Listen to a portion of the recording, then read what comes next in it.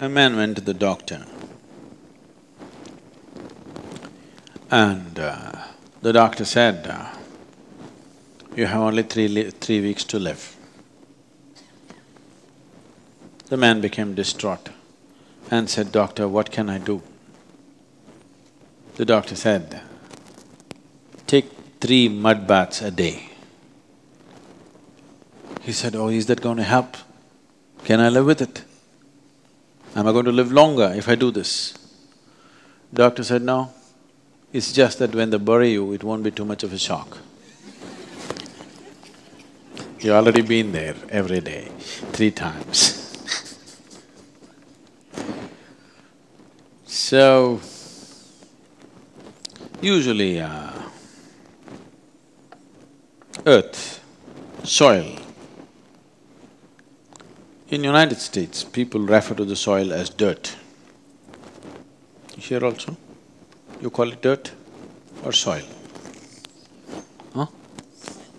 Indian people soil. I'm asking others, do you call it dirt or soil? Normally in language, soil.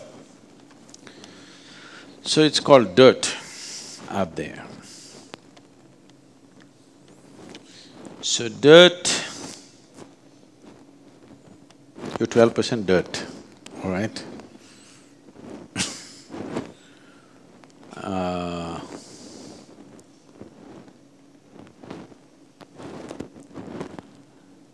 Just to get the dirt off, because the essence of your physicality is formed by the earth. Water, air, fire is there, but the essence of your physicality is because of the earth that you have taken.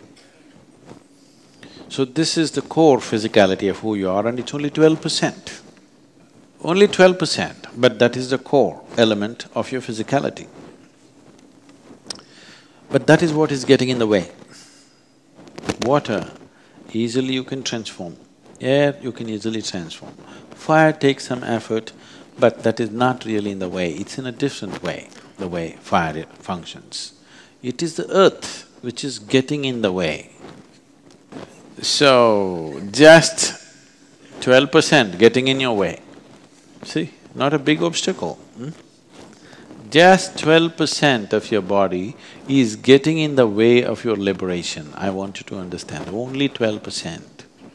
You can go through the water, isn't it? You can go through the air. Fire you can cross, doesn't block you, in fact it lights up. It's only 12% of your physicality which blocks. Just getting that little dirt out of your way, that's not so complex. It's complex because you're identified with it and you're trying to change it. That's why it's complex.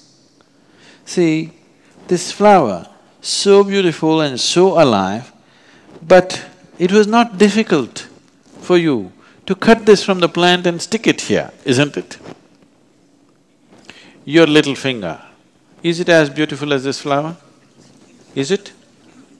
Don't tell me. Is it? No. Just cut it and put it here, let me see. No, because you're identified with it. No pain. Pain is not the only thing, we can give you an anesthetic. Pain is not the only thing. Pain is a protection. We can subvert the pain, isn't it? We can give you an anesthetic. Can you cut this finger and stick it here? Because you're identified with it. Yes? That's why it's in the way, not otherwise. Otherwise it's not in the way. What is a stepping stone has become a hurdle now because you're identified with it. So one way is, Bhuta Shuddhi means taking charge of it so that you can shape it the way you want it, so that it functions the way you want it. But at the same time, becoming super capable with the body can also be trouble for some people because they will get more identified with it because it's functioning so beautifully.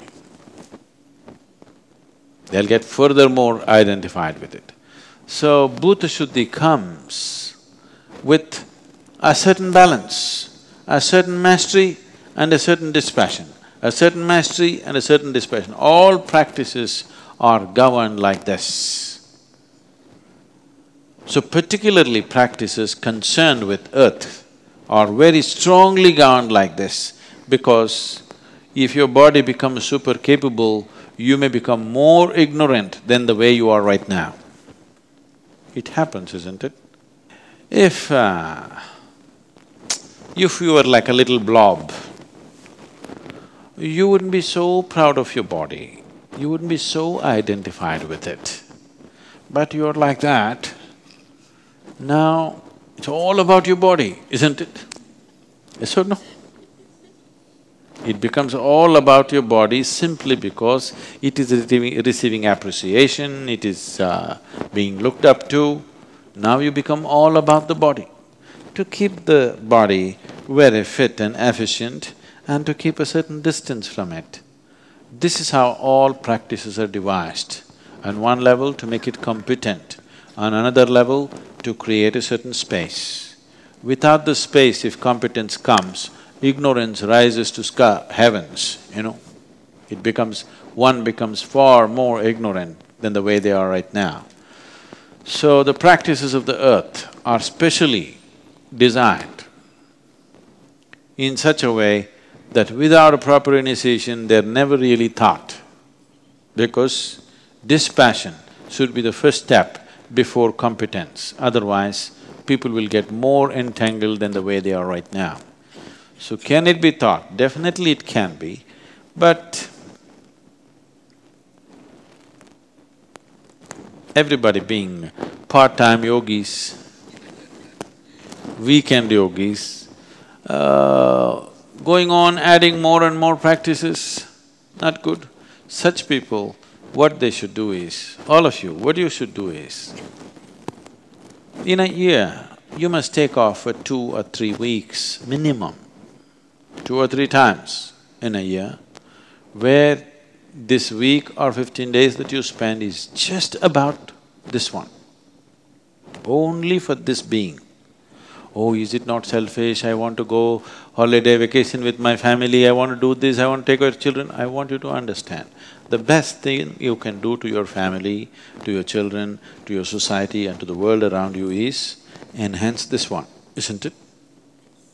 Yes or no? This is the best gift you can offer to anybody. If you become a beautiful human being, isn't this the best thing you can offer to people around you? Most human beings are difficult.